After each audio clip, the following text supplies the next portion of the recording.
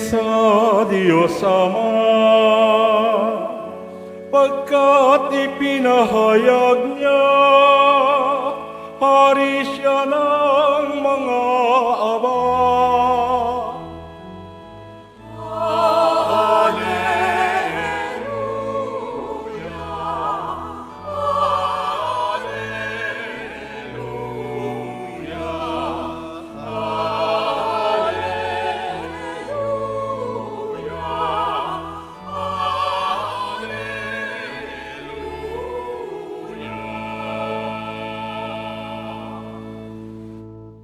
Sumainyo ang Panginoon. At sumaiyo rin. Ang mabuting balita ng Panginoon ayon kay San Mateo. Papuri sa iyo, Panginoon. Noong panahong iyo'y sinabi ni Jesus, "Pinasasalamatan kita, Ama, Panginoon ng langit at lupa, sapagkat inilihim mo ang mga bagay na ito sa marurunong at matatalino, at inihayag sa mga may kaloobang tulad ng sa bata. Oo, Ama, sapagkat kayo ang ikinalulugod mo. Ibinigay sa akin ng aking Ama ang lahat ng bagay. Walang nakakikilala sa anak kundi ang Ama, at walang nakakakilala sa Ama kundi ang anak, at yaong marapating pagpapahayagan ng anak. Lumapit kayo sa akin, kayong lahat na napapagal at nabibigatan sa inyong pasanin, at kayo'y pagpapahingahin ko. Pasanin ninyo ang aking pamatok at mag-aral kayo sa akin. Ako'y maamo at mababang loob, at makasusumpong kayo ng kapahingahan para sa inyong kaluluwa, sapagkat maginhawang dalhin ng aking pamatok at magaan ang pasaning ibibigay ko sa inyo." Mga kapatid, ang mabuting balita ng Panginoon. Pinupuri ka namin, Panginoong Hesukristo. Magsiupo muna po ang lahat. Magandang umaga po sa inyong lahat. Pwede bang batiin ang katabi ng magandang umaga? Mga kapatid, tayong lahat ay nagkakatipon bilang isang sambayanan ng Diyos ngayon pong ikalabing-apat na linggo sa karaniwang panahon. At pinapaalalahanan po tayo higit sa lahat ng ating ibanghelyong napakinggan sa araw na ito na ang ating lakas ay nagmumula sa Diyos. Ang tunay na lakas ay nagmumula sa Diyos. Magandang simulan po natin, mga kapatid, ang ating pagninilay sa araw na ito sa isang simpleng katanungan lamang po. Sino po sa inyo ang gustong maging bata? Wala pong gustong maging bata. Bakit nagpapabata? Bakit ang daming nilalagay sa muka para magmukhang bata? Bakit gusto nating bumalik sa pagkabata? Pero mga kapatid, sa araw na ito, tayo pong lahat ay pinapaalalahanan na sa harapan ng Diyos, tayo'y dapat maging bata. Ano po ba ang ugali ng isang bata? Ang bata po ay inosente. Tama po ba? Tinuturing na dapat ang bata mabait. Dapat ang bata masunurin.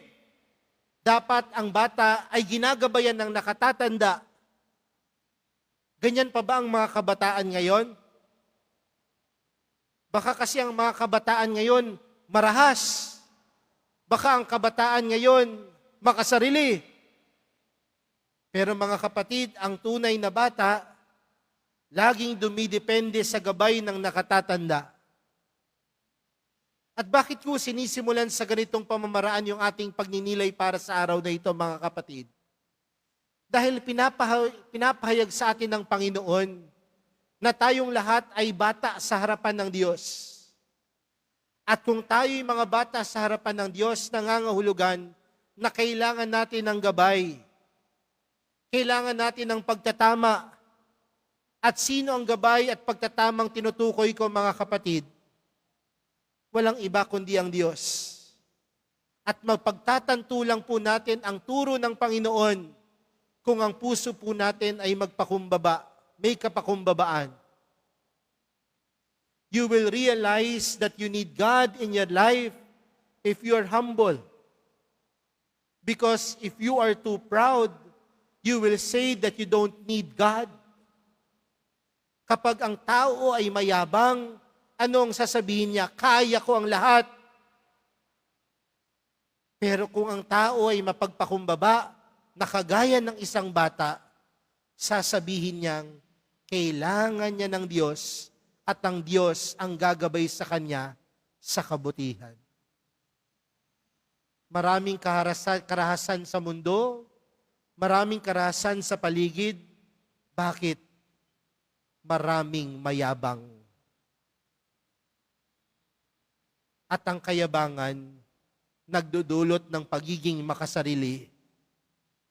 Ngunit ang kapakumbabaan, nagdudulot sa atin upang sabihin nating kailangan natin ng gabay mula sa Diyos.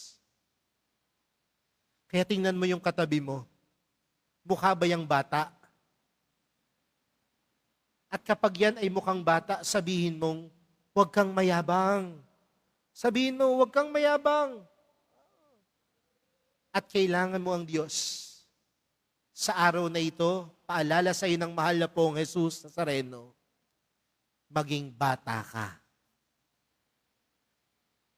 Alam niyo po, minsan, pumunta po ako sa isang supermarket upang mamili.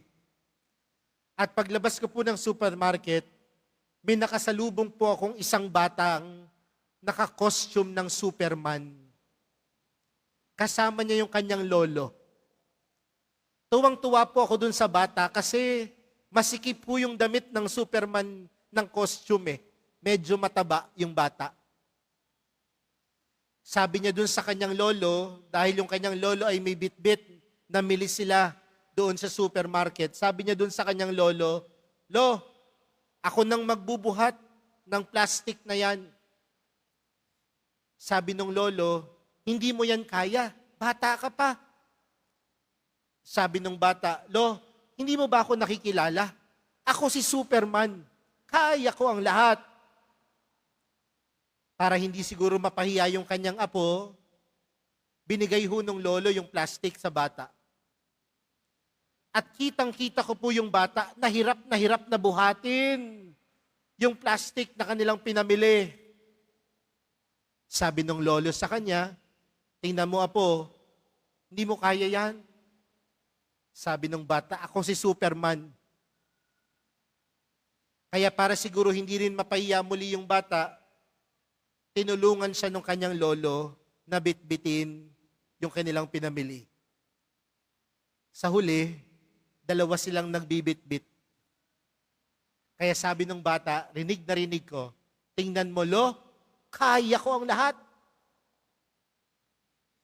At nung pinagninilayan ko po yung kwento na yon, sabi ko, tingnan mo yung bata. Feeling niya, kaya niya ang lahat. Pero kung tutuusin, hindi niya kaya ang lahat. Pero nabuhat niya yung plastic. Bakit? May tumulong sa kanya. Mga kapatid, sa buhay na ito, hindi natin kaya ang lahat. Hindi mo alam ang lahat.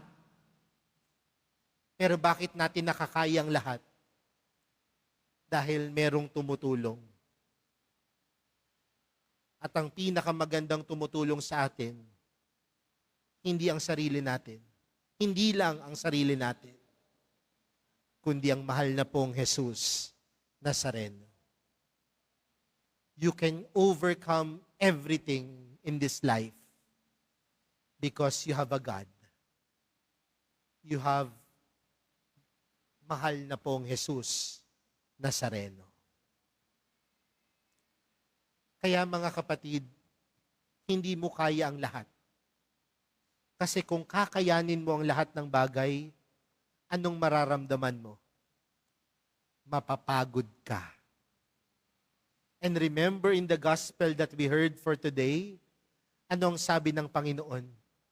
Kanino kayo lalapit kapag napapagod na kayo? Hindi sa kapahingahan ay binibigay ng mundo. Ngunit saan?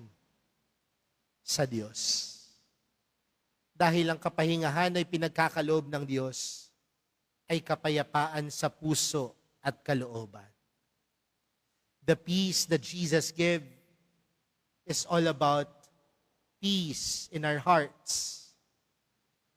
Bakit maraming pagod sa mundo? Kasi baka napapagod tayo sa mga walang kabuluhang mga bagay. Ang kapahingahan ay binibigay ng mundo, nakakapagod din yan. Gusto niyo po ba ng halimbawa? Sa mga mister po na nandito, kapag kayo po ay pagod, anong ginagawa ninyo? Sasabihin ng ilan, Father, kapag pagod ako, mag-iinom ako. Diba? Mag-iinom ako ng alak. Tama po ba ako? No? Pero, di ba pag uminom ka ng alak, ano mangyayari sa iyo kapag nakarami ka ng inom ng alak? Ano mangyayari? Hoy, ano mangyayari? Tignan nyo, alam na alam ninyo. At kapag ikaw ay nalasing, pagkagising mo kinabukasan, anong pakiramdam? Masakit ang ulo. At sasabihin mo, masakit ang ulo ko, hindi ako makakapagtrabaho, pagod ako. Nakapagpahinga ka ba? Yung misis naman, kapag ang misis napagod, anong gagawin? Magsha-shopee, maglalasada, magsha-shopping. Tama ba ako? Diba? Kapag pagod ako, deserve ko to kasi pagod ako eh. Pero kapag oras na ng bayaran, pagod ka pa din sa kakaisip, saan mo kukunin ang pagbayad?